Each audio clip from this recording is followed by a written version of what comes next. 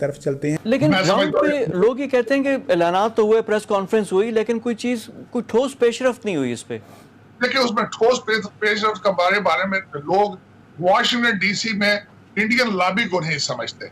इस वक्त इजराइल की लॉबी के बाद इंडियन लॉबी नंबर 2 पर है। आपको मैं बताऊं छोटी सी बात, हमारे 5-6 इस दफा यहाँ पे 5 से 7 इंडियन डिसेंट के कांग्रेसमैन हैं। यहाँ पे जितनी फॉर्च्यून 500 कंपनीज है उनके सीईओ जो है वो इंडियन है। यहाँ पे 2 प्रेसिडेंशियल कैंडिडेट बॉबी जिंदल और निकी हेली वो रिपब्लिकन और वो दूसरे इंडियन है डिसेंट के। इस प्रेशर को नहीं पाकिस्तानी लोग समझते।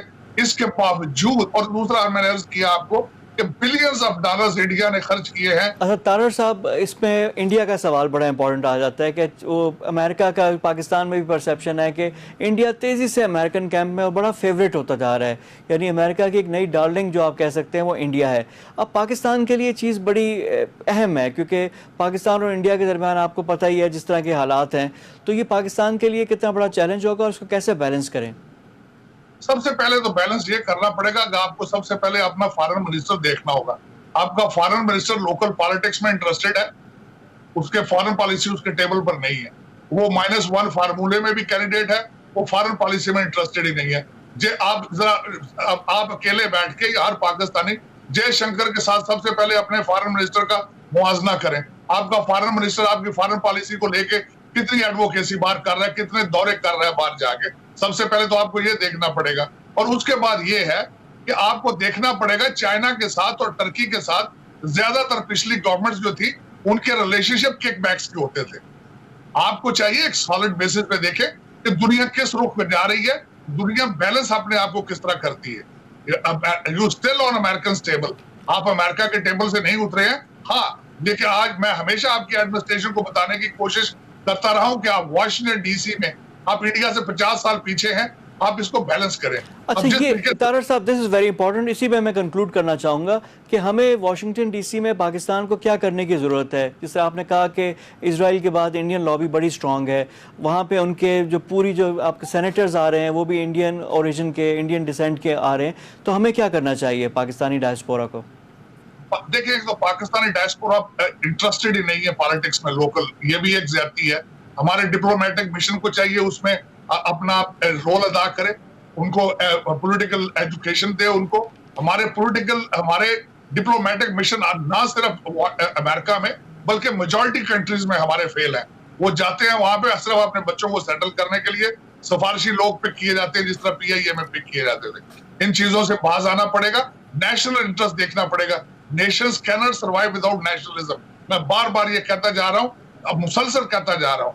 मैं देखता हूं कि हमारे बिल्कुल नेशनलिज्म नहीं है लोगों में, कौमियत नहीं है, पाकिस्तान नहीं है, पाकिस्तानियत नहीं है।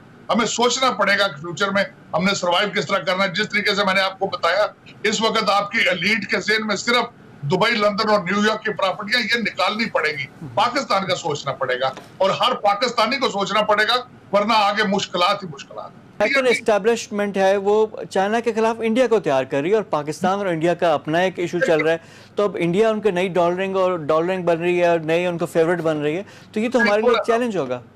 मुझे थोड़ा सा खत्म कर लेने दीजिए, क्योंकि पाकिस्तान का सिर्फ इशू नहीं है वहां पे, पाकिस्तान और इंडिया का इशू नहीं है वहां पे। आप देखिए किस तरीके से उन्होंने श्रीलंका की जाके टेक ओवर की है पोर्ट, उन्होंने किस तरीके से आपकी उन्होंने ग्वादर में टेक ओवर किया, किस तरीके से नेपाल में उन्होंने पेनिट्रेट किया, किस तरीके से भूटान में चले गए, किस तरीके से बांग्लादेश में इन्फ्लुएंस कर रहे हैं वहां पे। तो they have become a regional threat. African country में एक्सक्लूसिव राइट्स उनके, चाइना उसमें आपका कसूर नहीं है। डोनाल्ड ट्रंप साहब ने एक दफा फरमाया अपनी तकरीर में, उन्होंने कहा कि China is built on American economy, American money. तो ये अमेरिका का अपने पिछले ओबामा साहब का तोहफा है। रशिया ने जाके सीरिया में नेवल बेस बना ली थी, यूक्रेन क्रीमिया में जाके उन्होंने यूरोपियन थ्रेट देना शुरू कर दी। जर्मनी जहां के आर्मी बेस है अमेरिका की, सारे एनर्जी कॉन्ट्रैक्ट्स उनके रशिया के साथ है। ये ओबामा साहब के तोहफे हैं जो हम आज झेल रहे हैं, और ये बेहतर होगा। डोनाल्ड ट्रंप हमारे कैरियर चले गए हैं वहां पे साउथ चाइना सी में, दे आर एक्सरसाइजिंग इट। और वो बेहतर करेंगे। डोनाल्ड ट्रंप साहब के टेबल पर है इस वक्त चाइना को डील करना। पाकिस्तान में मौजूद बहस है, टॉप डिस्कशन भी है, वो थी रोजवेल्ट होटल जो पाकिस्तान इंटरनेशनल एयरलाइन PIA का होटल है, न्यूयॉर्क में मौजूद है, उसकी प्राइवेटाइजेशन की बात हुई, फिर अपोजिशन आई। अब खबर ये भी आई है कि डोनाल्ड ट्रंप ने भी उसमें, अमेरिकन सदर ने उसमें इंटरेस्ट का इजहार किया है। तो ये क्या है, इसमें है क्या, चक्कर क्या चल रहा है? लेकिन ये एक अलमिया है कि वो अब बिक रहा है, और डोनाल्ड ट्रंप साहब तो डेवलपर हैं। Half of the Manhattan is owned by him and his son in law Kushner साहब। तो अल्टीमेटली जो एक चीज मार्केट में फॉर सेल आएगी तो उसमें इंटरेस्ट अपना दिखाएंगे। बल्कि मैं समझता हूँ ये ट्रेजेडी है। उसकी मालियत PIA की मालियत से ज्यादा उस होटल की मालियत है। और मैं अफसोस के साथ ये कह रहा हूँ, मैं पिछले दिनों आप देखता रहा हूँ, 1 साल से उस पर डाके की तैयारी हो रही है। अफसोस के साथ मैंने कई अपने जानने वाले पाकिस्तानियों को जो मुहब्बे वतन लोग हैं, मैंने उनसे कंप्लेन भी की है ये क्यों हो रहा है इस तरह, लेकिन वो बेबस हैं जिस तरीके से उस पर किया जा रहा है।